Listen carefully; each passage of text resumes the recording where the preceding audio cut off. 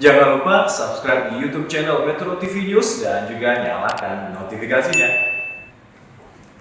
Momen Hari Raya Idul Adha juga identik dengan menyantap daging kurban seperti sapi, kambing, atau domba. Nah biasanya di Hari Raya Idul Adha ada berbagai menu makanan yang berbahan dasar daging yang tentunya menggugah selera. Menyantap daging kurban adalah momen yang paling dinantikan saat Hari Raya Idul Adha tiba. Namun, tak sedikit orang yang justru khawatir karena terbayang masalah kesehatan seperti kolesterol serta berat badan yang naik karena jika dilihat dari kandungan gizinya, daging mengandung lemak yang tinggi, khususnya lemak jenuh dan kolesterol.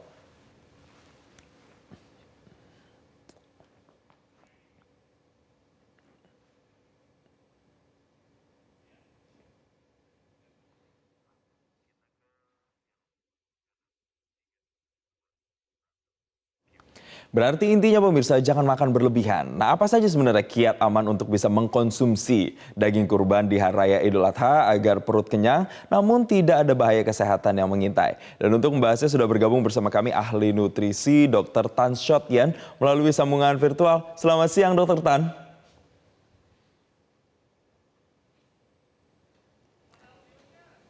Iya Dr. Tan, nampaknya audionya belum di-unmute. Boleh dibuka dulu Dr. Tan? Oh maaf ya, selamat siang. Iya. Assalamualaikum warahmatullahi wabarakatuh teman-teman. Terima kasih Jason. Waalaikumsalam, terima kasih Dokter Tan telah bergabung bersama kami di Newsline. Dokter, iya sih Hari Raya Idul Adha banyak daging nih di meja makan. Tapi kalau kebanyakan makannya ini bisa jadi permasalahan kesehatan. Jadi kiat-kiatnya gimana nih Dokter Tan supaya bisa makan dengan enak tapi kesehatan juga aman? Oke, nomor satu bagi orang-orang yang mendapatkan daging kurban. Nah ini yang pertama dulu nih, jangan sekaligus semuanya Anda masak. Jadi kalau Anda mendapatkan daging kurban, biasakan untuk membagi menjadi beberapa porsi. Lalu kemudian disimpan, dibekukan. Daging kalau dibekukan itu bisa bertahan sampai 3 bulan. Jadi dengan demikian maka hari ini misalnya dibikin tongseng. Nggak usah besok, nanti minggu depan Anda bisa bikin sup. Minggu depannya lagi Anda bisa bikin gulai. Jadi dengan demikian kita makannya istilah orang Jawa itu nggak geragas gitu lah ya. Yang kedua, nah ini lebih penting lagi karena kita harus bisa berpikir bahwa yang namanya kolesterol itu sebetulnya 80% sih badan kita sendiri yang bikin. Cuma 20% yang dari makanan. Nah, biasanya orang kolesterolnya naik itu bukan karena hari ini, bukan karena hari raya, bukan karena hari ini kita makan daging lebih banyak dari biasanya, tetapi karena kolesterol Anda dari dulu juga tidak terpantau ya, atau kolesterolnya memang sudah kelihatan tinggi tapi tidak dibenahi. Jadi kita nggak boleh menyalahkan daging serta-merta. Nah yang ketiga adalah tentu saja cara masaknya, ini yang lebih penting. Jadi daripada daging itu dibakar di atas api, dibuat sate atau digoreng, tentu lebih aman kalau dagingnya itu lalu dibuat seperti kayak masakan orang Indonesia. Dibikin apa namanya tongseng, dibikin sup, bahkan dibikin gulai. Jangan terlalu takut dengan yang namanya santan. Santan itu baik-baik saja selama tidak dihangatkan berulang. Menjadi problem adalah Anda masak lalu diangetin. Jadi yang tadinya santan itu baik-baik saja lalu berubah menjadi lemak jenuh. Kurang lebih begitu. Saya kembalikan kepada Anda, Jason. Oke, ini harus jadi catatan ya bahwa tidak boleh dihangatkan berulang-ulang karena nanti bisa menjadi lemak jenuh. Nah, Dokter Tan, kesalahan-kesalahan apa lagi sih biasanya yang orang Indonesia sering lakukan di momentum Hari Raya Idul Adha ketika daging datang ke rumah mereka? Apakah kayak misalnya salah satunya deh, ketika daging disebarkan ke rumah-rumah terus dimasukkan ke kulkas. Nah, itu perlu dicuci dulu apa enggak sih sebenarnya Dokter Tan? Nah, ini pertanyaan bagus. Kalau pada saat ketika kita belum punya wabah penyakit mulut dan kuku, memang anjurannya adalah dicuci nggak apa-apa. Asal cuciannya itu airnya nggak nyiprat. Nah ini problemnya adalah air cucian Anda nyiprat. Begitu air cuciannya nyiprat, maka air cucian itu kan potensial dapur Anda, meja dapur Anda itu jadi penuh dengan percikan-percikan yang sifatnya kontaminasi, ya kan? Jadi memang menurut aturan yang sudah dibuat oleh Dinas Peternakan sekarang aturannya adalah sebaiknya begitu Anda menerima daging kurban itu kemudian direbus dulu. Nah, direbus dulu sebelum diolah. Jadi masakan berikutnya. Jadi memang ini agak aneh nih. Orang biasanya kalau bikin sate kan langsung ya dagingnya mentah dipotong-potong dimasukin ke dalam tusukan sate lalu dibakar. Nah menurut dengan anjuran yang terbaru karena kita sekarang lagi ada wabah, maka sebaiknya dagingnya memang direbus dulu. supaya dengan 100 derajat lebih lalu kemudian virusnya akan mati ya. Nah, begitu pula ketika Anda menerima daging kurban, kalau mau dibekukan secara mentah silahkan saja. Jadi dengan dibekukan memang virusnya itu tidak akan berkembang biak. Tapi kalau saya pribadi, saya jujur ngomong, saya nggak begitu tega ya istilahnya. Kalau daging mentah belum saya bersihkan, belum saya rebus, kemudian saya masukkan ke dalam freezer. Biasanya freezer saya dalam kondisi bersih. Silakan Jason. Jadi bisa salah satu alternatifnya adalah merebusnya terlebih dahulu begitu ya Dokter Tan ya. Oke, Dokter Tan, Betul, kalau direbus dulu lalu misalnya kemudian baru diolah. Oke, kalau misalnya nih udah dihidangkan di meja makan, terus kalap, makannya seharian, besoknya makan itu lagi. Biasanya orang cari jalan ninja nih untuk cari ramuan lah atau minuman-minuman atau apapun yang bisa menetralisir. Sebenarnya ada nggak sih jalan ninja tanda kutip tadi itu Dokter Tan? Itu namanya bukan jalan ninja, itu namanya manipulatif, spekulatif, dan konspiratif ya. Jadi begini, ada perbedaan antara bagaimana kodrat tubuh Anda bereaksi dengan apa yang Anda pikirkan ya. Sebab tubuh manusia itu nggak bisa ditipu, nggak bisa dimanipulasi. Jadi kalau misalnya Anda sekarang belum makan siang, udah jam makan siang ya. Jadi yang paling aman sebetulnya adalah coba gunakan istilah konsep gizi seimbang. Jadi kalau Anda memang lagi ada menu daging nih pada hari ini, coba piring Anda itu selain diisi dengan lauk yang isinya daging-dagingan itu, separuh dari piring Anda, proporsinya separuh dari piring Anda, itu diisi dulu dengan sayur dan buah. Lalu kemudian ada makanan pokok, biasanya orang Indonesia pakai nasi lah ya. Lalu kemudian ada gulai, lalu kemudian ada segala macam tongseng dan sebagainya. Silakan saja. Nah, kabar baiknya adalah kalau Anda makan juga dengan sayur, misalnya bukan selalu lalap ya, bisa kredok, bisa dengan asinan Betawi, itu maka Anda akan mempunyai rasa kenyang lebih lama. Nah, dengan Anda mempunyai rasa kenyang yang cukup, maka Anda nggak bakal bablas atau geragas gitu istilahnya ya. Makan daging-dagingan jadi terlalu banyak. Sekali lagi konsepnya adalah gizi seimbang, konsepnya adalah proporsional. Silakan. Oke, tetap harus ada buah-buahannya juga dan kandungan-kandungan yang sehat dan Ya. seimbang lainnya. Nah, Dokter Tan, selain daging kan biasanya ada organ-organ lainnya tuh. Biasanya kalau misalnya diolah di rumah ada jeroan, misalnya organ dalam. Nah ini untuk batasan konsumsi jeroan ini sehari itu biasanya ada batasannya nggak sih Dokter Tan? Bahayanya tuh paling level maksimalnya tuh semana kira-kira?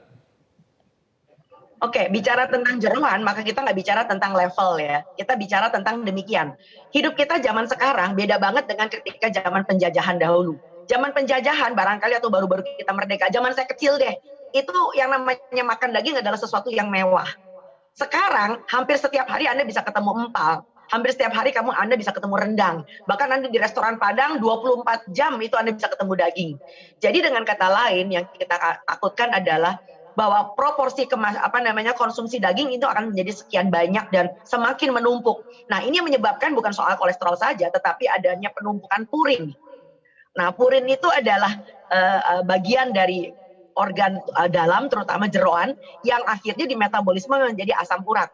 Nah, itu sebabnya kenapa kalau habis makan heboh seperti itu, Anda berasa ada yang kaku, ada yang kencang, jangan nyalain kolesterol. Kolesterol itu tidak bisa dirasakan, hanya bisa ketahuan kalau Anda periksa lab. Tetapi bisa jadi itu kadar purinnya meningkat yang Anda konsumsi sehingga menjadi penumpukan asam urat dan ginjal Anda menjadi lebih menderita untuk bisa mengeluarkannya. Jadi tolong diingat protein-protein tinggi itu akan membebani ginjal. Itu sebabnya kenapa kita memberikan suatu peringatan bagi Anda yang sudah punya hipertensi, punya kegemukan, punya riwayat kolesterol tinggi, apalagi punya masalah dengan insufisiensi ginjal. Jadi ukur-ukur, hati-hati, dan prinsipnya ini adalah hari raya. Hari raya itu membuat orang menjadi berbahagia, dan hari kurban artinya kita berbagi.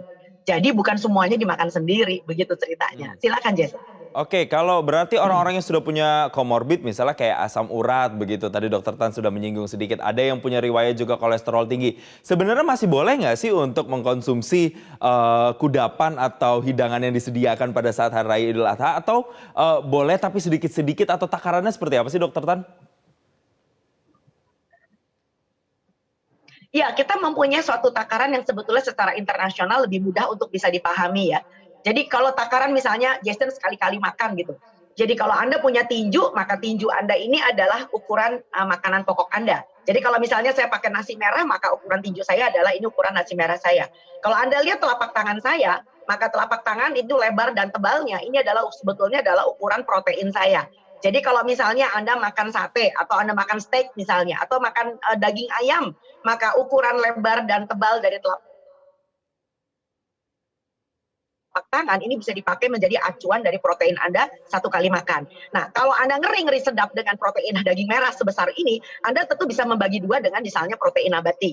Jadi misalnya kalau Anda makan tongseng misalnya, cukup 1 atau 2 iris daging kambing. Nah, sisanya barangkali Anda bisa pakai pepes tahu misalnya atau pepes oncom. Sehingga ukuran telapak tangan ini merupakan total protein Anda satu kali makan. Dan jangan lupa Anda barengi dengan yang namanya sayur.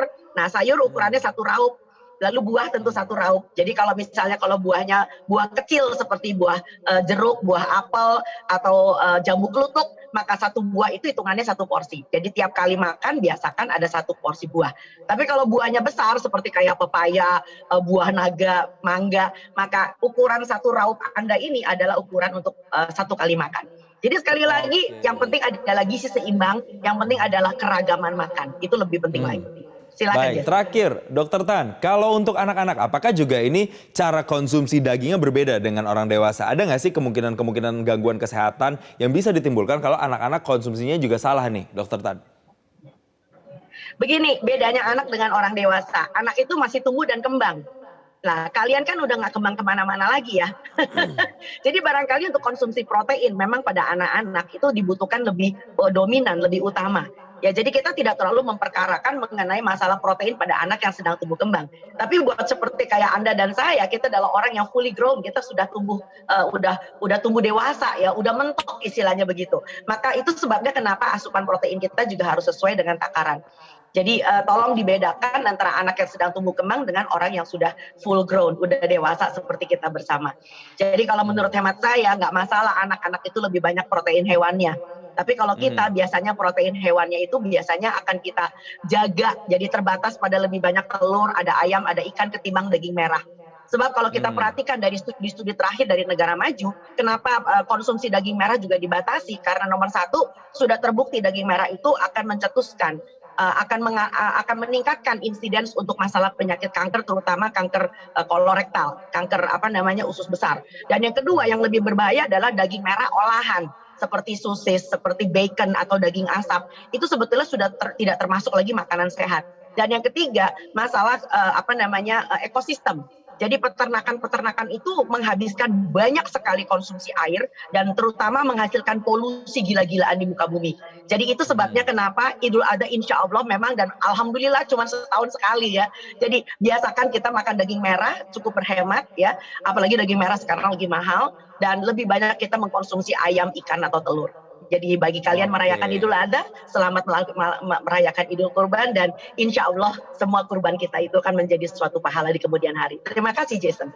Amin, terima kasih. Dan itu ya catatannya Dokter Tan harus kemudian sesuai dengan takarannya, jangan berlebihan dan diseimbangkan dengan kandungan-kandungan gizi yang sehat dan juga seimbang. Terima kasih Dokter Tan Shotyan, ahli nutrisi telah memberikan pencerahan untuk bisa berbagi dan juga makan dengan sehat dengan kiat-kiat yang benar di Hari Raya Idul Adha. Terima kasih Dokter Tan, selamat kembali melanjutkan aktivitas.